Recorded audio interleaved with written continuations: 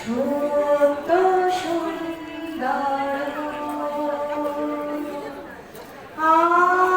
আনন্দ লোকে মঙ্গলালোকে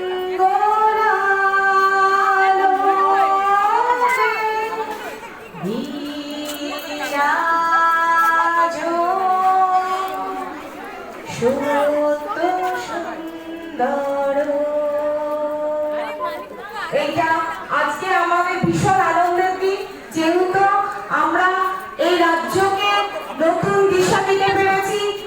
লাস্ট আমাদের 4 মে, তার আমাদের ভারত মাতার উদ্দেশ্যে আর একটা ভারত